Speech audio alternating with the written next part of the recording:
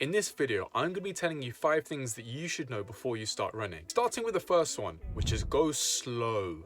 Real slow.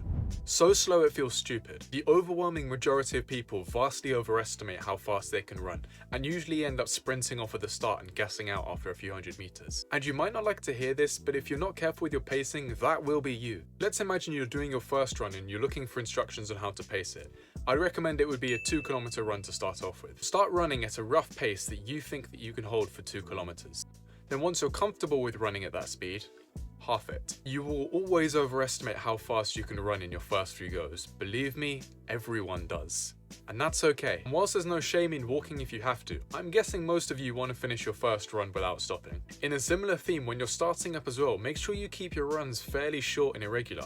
I'd say a maximum of doing 3 5Ks the first week. And honestly, I think you should be doing less, let's say 3 2 kilometers, because this sport is probably a lot harder than you think it is. The longer distances will come in time. I've made a generic starting program in the description if you're interested. The second tip is vary your training. A common mistake that people make after a few weeks of running is that they don't vary their training and keep doing the same thing. An effective running plan has different types of runs throughout the week that you should be doing. Some shorter, faster runs, some longer, slower ones, and some in the middle. This is for getting track sessions, hill sessions, and more. And that's fine if you're just building base fitness or looking to run for enjoyment. But if you're looking to improve your running fitness as quickly as possible, you should vary your training a few weeks into running. So for instance, if you've progressed to running say 20 kilometers a week, you could try replacing one of your standard runs with a track session or a hill session, and also maybe introduce a strength and conditioning session. This will not just help build your aerobic fitness, which is how efficiently your body can work when your muscles are well oxygenated, it will also help build your anaerobic fitness, which is how well your body can work when poorly oxygenated. Basically when you're exhausted and gasping for air. Introducing conditioning as well will help build strength in your legs and back in order to carry the strain of running.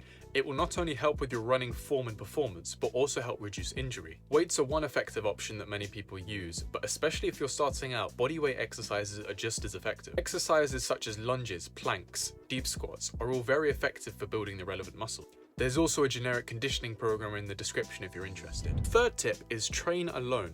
Now this might sound counterproductive, but my advice to you would be to train alone for the first few weeks. The reason being that a key part of any exercise program is learning self-discipline and self-motivation. You need to learn to be able to self-motivate yourself when your friend isn't available to hold you accountable. Because if you don't, there will soon come days where you don't want to run even though you know you should. And because you haven't learned that self-motivation and self-discipline, you're probably going to give in to what your mind is telling you and not run that day. The ability to self-motivate is the most valuable skill that running has taught me. And I mean this when I say it. I want to make sure that you can benefit from this as well, because it applies to all aspects of your life. Another problem with running with a friend is that it will encourage you to compete with one another. And normally this is a good form of motivation, but in the first few weeks you're just trying to adjust to the feeling of running and get your pace right. Believe me, running with a friend 10x's your chance of going off fast at the start and then gassing after a few hundred meters. Even now when I'm running with friends, I'm always competitive with them. And that's my fault, but it's kind of just the way I've wired my brain to be. So oftentimes when I'm doing these runs which are supposed to be slower and easier, I sabotage myself by being competitive and trying to run faster than them. Because the ego is one hell of a thing. I've got a full video explaining this tip in more detail if you're interested. But now on to the next tip.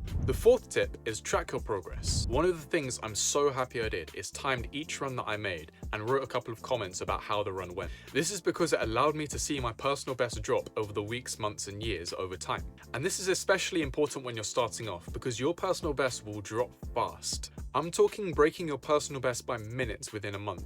And there's no feeling more satisfying than watching your times drop and drop through a couple weeks of discipline and hard work. It's that feeling that got me addicted to running in the first place. I started using Strava initially as a way to track my progress, which if you don't know is kind of like Instagram for runners. But you can use anything, even a notes page on your phone. I did that for my first couple of runs. Another option which you might want to look into, especially if you're a bit more serious about your training, is looking into getting a training diary.